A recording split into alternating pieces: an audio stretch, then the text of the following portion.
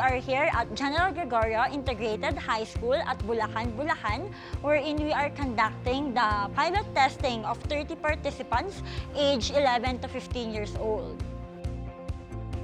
Ito sa Tamang Ride PH, nais natin na matuto ang lahat na maging mas alerto, disiplinado at may malasakit bilang mga batang bayani ng kalsada.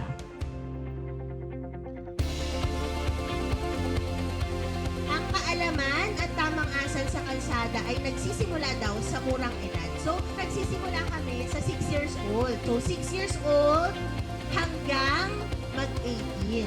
Kapag 18 na or yung 16 to 18 years old, yun yung mga bata na merong basic driving lessons.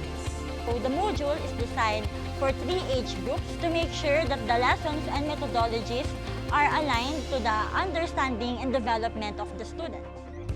At Tamang Ride ay isang pinakamalaking platform dito sa Pilipinas to make more safer road for everybody. So hindi lang para sa bata, hindi lang para sa estudyante, para sa lahat yon.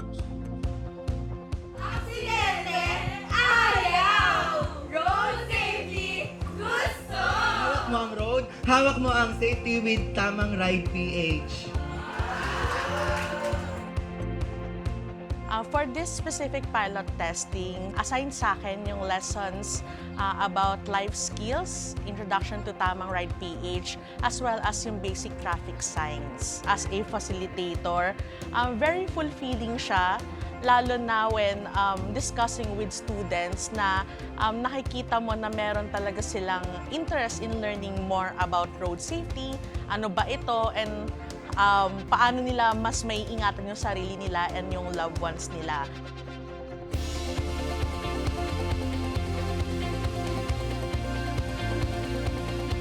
Sobrang interesting din na marinig yung feedback ng mga bata, yung mga bagay na alam na nila and yung mga bagay na hindi pa sila ganoon ka familiar.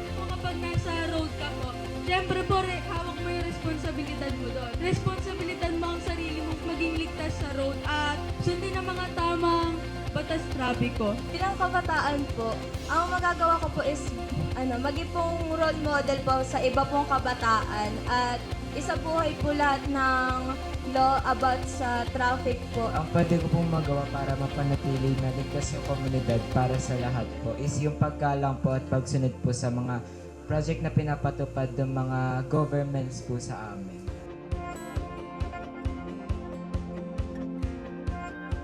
Pagdating naman sa usapin ng life skills, nakakatuwa lang din na kahit hindi sila familiar talaga sa term na life skill, napapractice nila ito, no? At talagang namamanifest ito sa kanilang everyday living.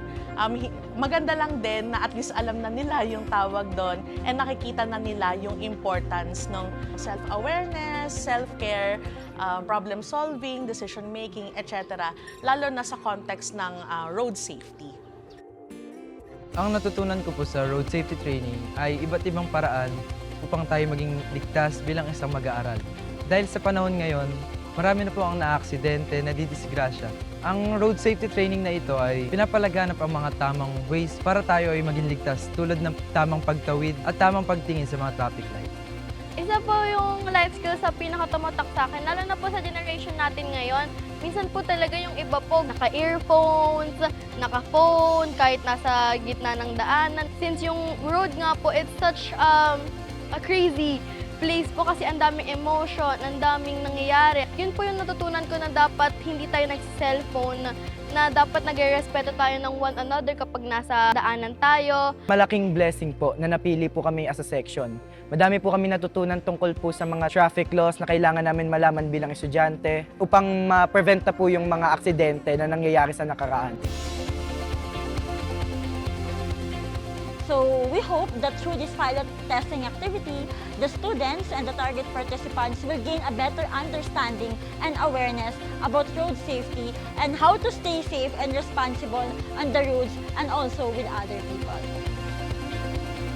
Most of the content that we will be releasing through our social media channel will come from the module na dinedevelop ng aming team. I am asking everyone to follow our page para rin makita ninyo yung mga information, no, na we disseminate to children and students.